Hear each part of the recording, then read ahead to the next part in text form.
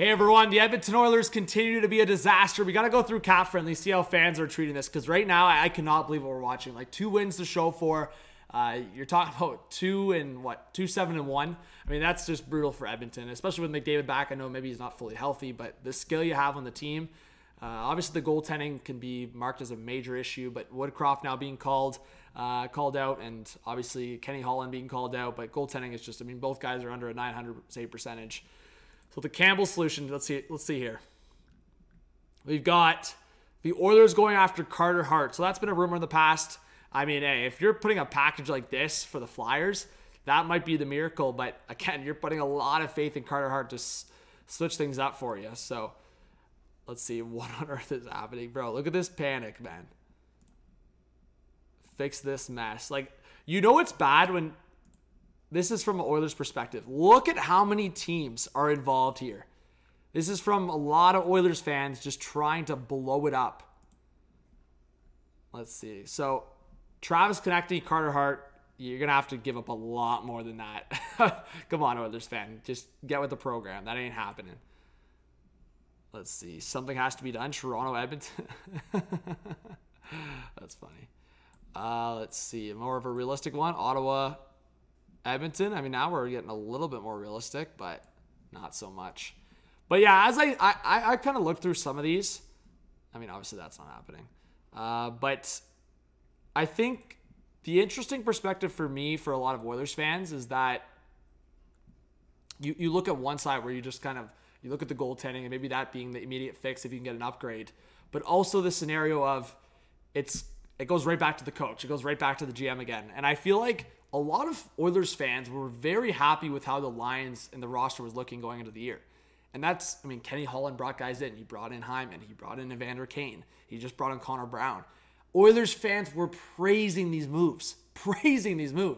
And now what? Because those guys are struggling to, per se, that, oh, it's Kenny Holland's fault. Like, you were so happy about those moves.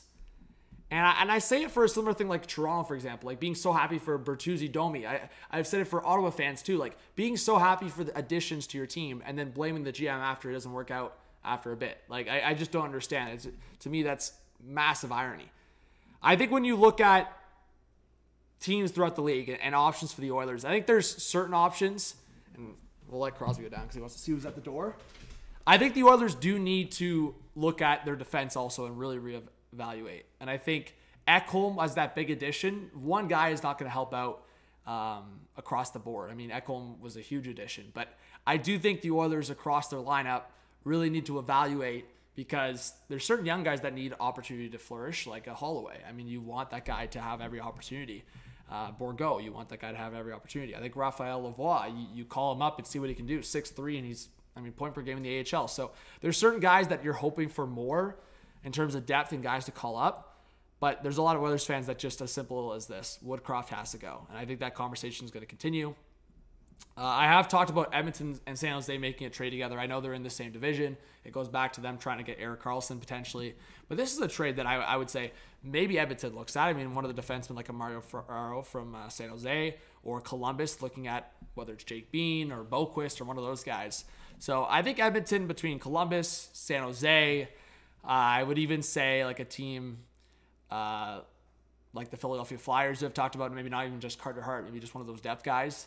I think you gotta look around the league and get creative here. But it's crazy when you talk about Connor McDavid and Leon Draisaitl, especially when those contracts have to expire.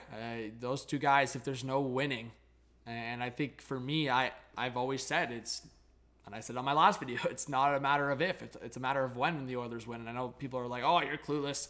It's not for sure. It's just McDavid, Draisaitl. But I mean, I feel like they have built stuff.